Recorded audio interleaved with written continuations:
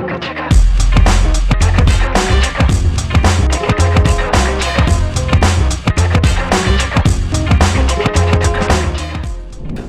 Scrappy. Welcome to The Come Up, a video podcast featuring Southwest Florida entrepreneurs, business leaders. We're sponsored by Content with Teeth, a creative content agency with over 20 years of experience right here in Southwest Florida. And as you can see by this fat head behind me, they do it really big, specializing in copywriting and video production. They've got content. If you want to sponsor The Come Up or be a guest, hit me up at Hey Scrappy on IG or text Mike at 21,000. Today, really digging this guest. Very interesting, very innovative. Today's guest is Matt Wolff, owner of Ticket Time Machine, an innovative company that celebrates sports and business moments of our past with commemorative tickets. Remember that Dolphins game you went to last year with your family? Well, Matt can hook you up with the tickets all over again.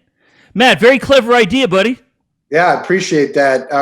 It's ironic. I grew up in New Jersey, and I don't like the Dolphins, but what are you going to do? Yeah, so tell us about your company. Yeah, Ticket Time Machine, we're keeping the printed memory alive with our physical keepsakes. And so if you have an event, you want to commemorate it with something a little bit unique, we customize and personalize. We've bridged it with some physical experiences to really enhance the experience of the fan or the attendee, and then also have old school tickets. People request this all the time. Hey, I went to an event. I have a digital ticket. Can you print me something? And we have our stock. We can do it. Which of the two are more popular? Well, the people sending for the authentic one, I get more requests for that just because it's a one-off thing. The animated stuff that we do is more for B2B type stuff. Yeah, the animation and the commemorative, it's like two different audiences, isn't it? Two different customers. Yeah, two different customers. Although, you could go B2B with the authentic stuff. I think they've moved away from that a little bit. And everything depends on volume and what you're kind of looking to do. But yeah, people love the old school ticket. Just, walk around with like, hey, this is a cool thing rather than whatever they got going on digitally. And I get why they're doing it, right, for admission. But people still want something to commemorate and remember the events that they went to, and it brings back the memories of who they were with. And there's a whole host of reasons why someone would want to remember an event or a trip or, anything. Something very tangible, something that they can touch and see and feel and share with their family members.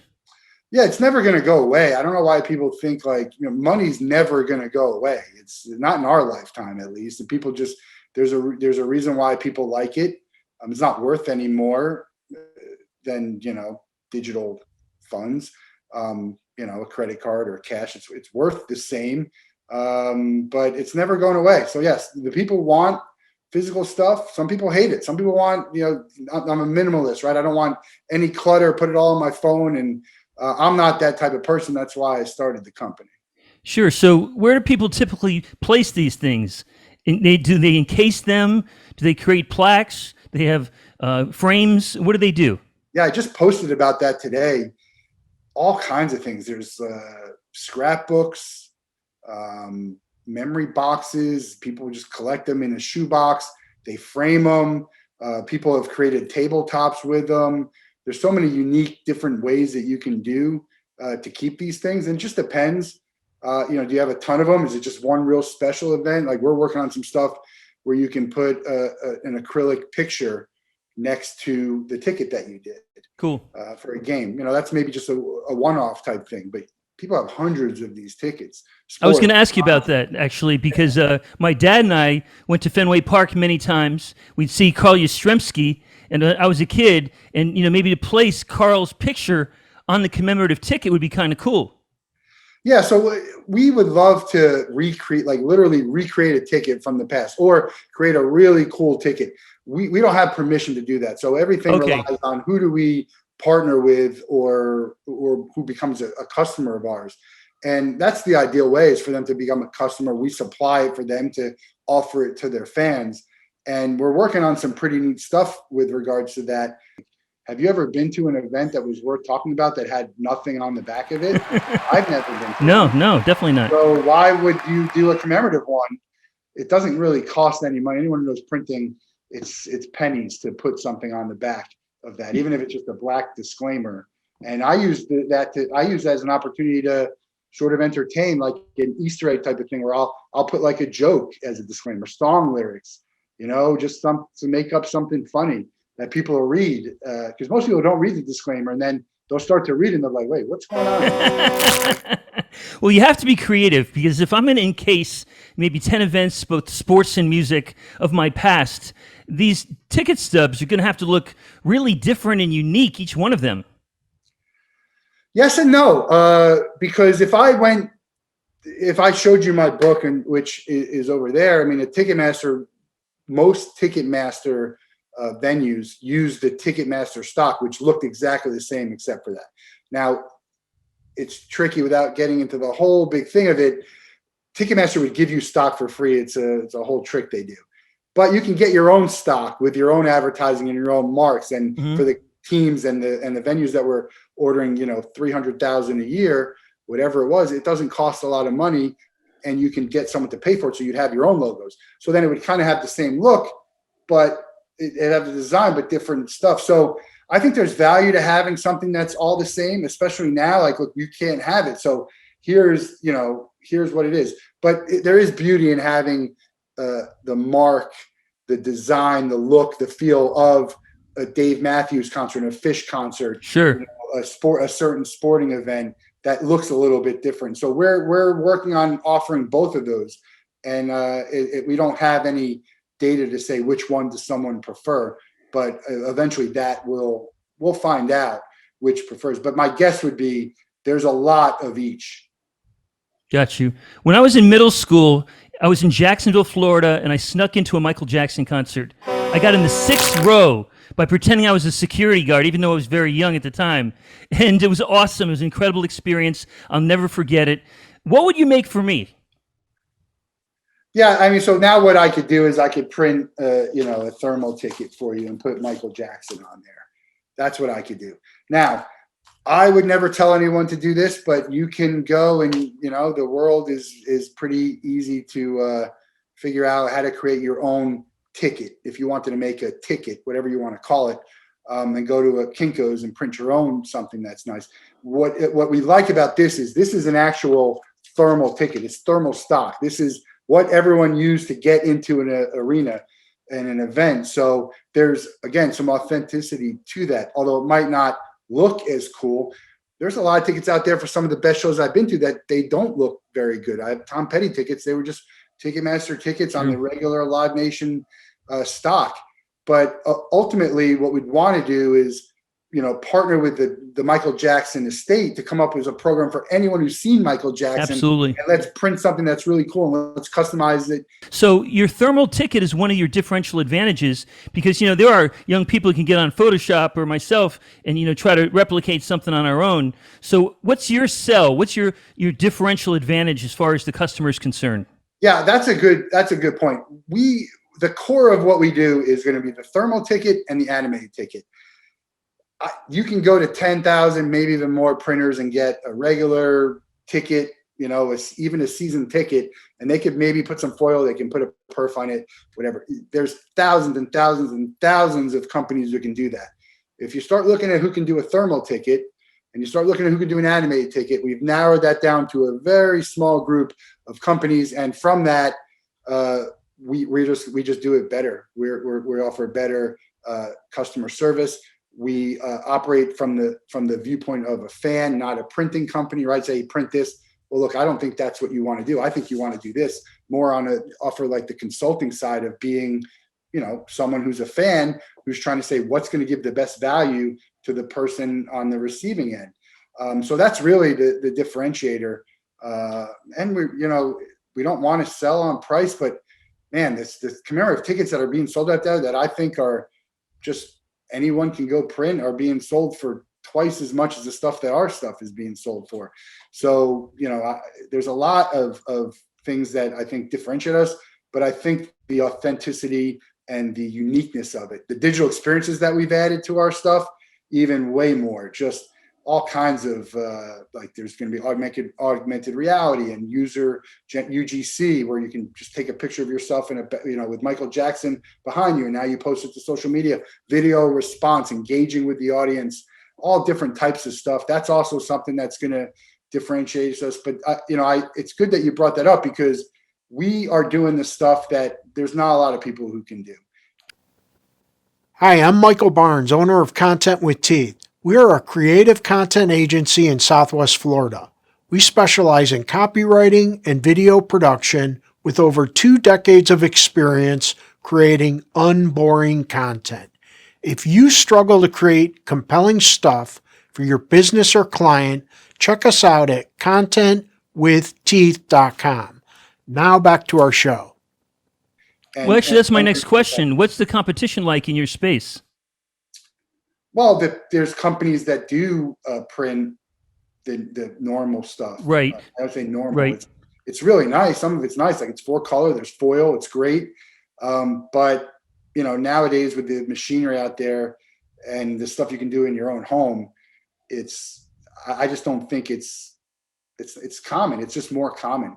The only difference is they've been around longer. They might have some of the bigger relationships than we have now, but that's going to change. That's what I find fascinating in entrepreneurship.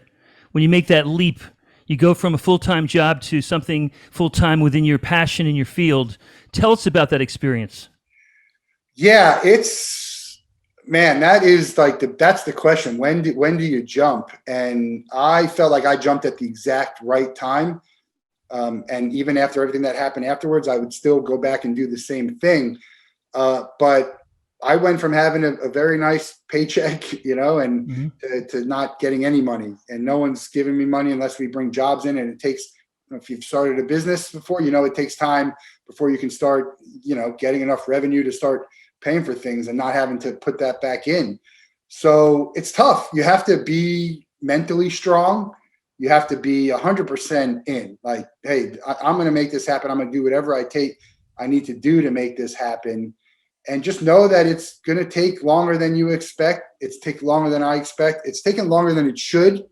But, I think if it's what you believe in and you're passionate about it, that's an important thing. I think I'm solving a problem. That's another important thing. And, I think I have a good product, and, that's a good combination to have. But I say just do it. I say just do it.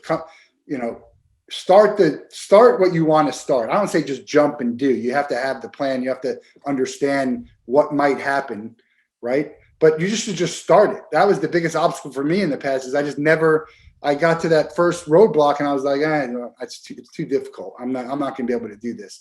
And I just said, this time I just said, I don't care what it takes. This is what I'm going to be doing, and this is it. You're all in. Yeah, I was all in a lot of ways. So mentally, financially, I'm, bootstrapping this thing, no investors, and with no money coming in. It's not an easy thing. I saved well, and I'm lucky, and you spend smart, but it's not an easy task. I recommend you really getting your mind around what life is going to be like, and what the company's going to be like, and the trials and tribulations that you're going to go through, the roller coaster. But I would say there's very few reasons why you shouldn't take a chance. The only one is if you can't give it your all, and if it's just not a thing that is going to be a thing. And that's hard to know, but sometimes you can just tell something's not going to be a thing. Sure. Matt, you're obviously passionate about this business. From a percentage standpoint, how much of it is financial opportunity versus passion, if you can differentiate the two? Yeah, that's a great question. Who can differentiate that? I started this because I'm a fan, and this is what I want. This is what I think fans should be able to have. Now, I quit my job to make this my full-time business because I believe in it enough that it's going to take me to where I need to be financially to live the lifestyle and continue to do the things that I love to do, which, by the way, are events, sports and entertainment and concerts, and travel to go to stuff. I think it's going to go way beyond that. But if it doesn't, it's okay with me. I just need to be able to provide for myself and my family, live the lifestyle I want, and be able to provide. Because everything we do, like you say, hey, we need a win-win situation, right? And then I hear people say, well, they want a win-win-win. For me, it's got to be a win-win-win-win. So it's got to be a win for Ticket Time Machine. It's got to be a win for who's ever getting our stuff. It's got to be a win for the people that they're involved with, sponsors, partners, their kind of community or organization. Absolutely. And then a win for the fans. And and it's very easy to have all of that. And so it's important to me. Everything we do is going to be fan first, and that doesn't always equate to the highest profit, right? But it doesn't matter. I say, even if I don't make something, I don't lose money, we should do it. Almost always, especially at the first rate. And I think that there's organizations that should think that way, but they don't. Right. I say, hey, you're not going to lose any money. It costs you nothing. Let's let the fans decide. Jesse Cole of the Savannah Bananas, who are going gangbusters now, they have a special on ESPN coming out. It's just crazy. He said, and this is how I think how I got them to work with me after, getting in touch with them for. I said, we let the fans decide. We don't try and determine what's going to work or what's not. We let the fans decide, and they'll let us know. And that probably includes taking a risk with time and money and energy. But the stuff that we can do is say, hey, it's not going to cost you anything. Let's just put it out there. Whatever sells will sell, and let's let them decide. And by the way, something, just because it doesn't sell like crazy doesn't mean it was a bad idea. There's a lot of factors that go beyond that, which I have stories I could share with you. But that's to go back to the question, it's a high number is passion. Got you. I think it's awesome. And I just got to say, we're sponsored by Content with Teeth, a creative content agency with over 20 years of experience right here in Southwest Florida. As you can see with our fathead, we do it big, specializing in copywriting and video production. We've got content. And if you want to sponsor the Come Up or be a guest, hit me up at Hey Scrappy on IG or text Mike at 21,000. The last one I have is because you're passionate about it, and maybe your margins, you don't mind a slim margin to do something special and leverage forward. Walkathons, marathons, Cancer Society, breast cancer societies. Have you thought about that? Yeah, we do stuff like that, charity events. You're killing me, Matt. I'm not creative here. I'm not original here. We're working on something for the cancer, an in-person cancer event, all of them. I mean, look, anything, the stuff that you have to try and get creative is like, what's not an event that people want? We've done graduations, a thank you for a corporate event, trade shows and conferences that you want something, that's a little bit unique. Like this is something we did for a conference and a trade show where you can walk around. And, but for me, the Little League, the Special Olympics, those are huge things that are not ticketed events. Let's create tickets for them. Absolutely. Because it's a great memory. Not because you need a ticket to get in. That's the whole thing. 9 out of 10 stuff we do is commemorative or souvenir. Now we can RFID, we can barcode, so we can grant access, limit access, and we can do admission if you need us to. Most people don't. And so they said, we already have ticketing, we do digital. That's okay. Let's work with the people who don't even have tickets. There's no tickets to this thing. But let's give people a ticket who want a ticket. I'm sold. I think it's amazing. I came up with 10 ideas that I thought I was really proud of. And Matt, you they're all great ideas, by the way. They're all great ideas. But it's just the thing. Those are the things that it makes me happy to know that that's what you think of, because that's exactly what you should be thinking of. Awesome. Are you going to be at any Gator games this year? You know what? I love my 60-inch TV, my family, the announcers, my dog. I mean, I was up in Gainesville a couple weeks ago, and I visited the school, but there's something about just getting every ounce of the game in front of me as opposed to being far away. I know there's an experience attached to being there, but I tend to stay home. No, there's a lot of people who are like that. I love to go. I wouldn't. If I lived there, I probably would go to almost every game, but I'm 4 hours away, and I'll go to a couple games. I go to Jacksonville for the cocktail party. Cool. I'm going to be at the first game. We got something special brewing for that for some of the fans who. Awesome. Matt, Ticket time machine, man. I really appreciate you. I learned a lot in this experience, and always love talking to creative, innovative, charismatic leaders of the future. And you're doing it. I really admire that you're taking the sacrifices and risks to do something on your own. It's totally awesome, man. And we're brought by Content with Teeth. Content with Teeth doing really innovative things from a content perspective. Matt, thanks again, buddy. I really appreciate you taking the time. Yeah, it was great to chat with you. And I talked to Michael. Got some more information about Content with Teeth, and looking forward to seeing some of the capabilities, but really appreciate the time. Yeah, I enjoyed it. Thank you very much.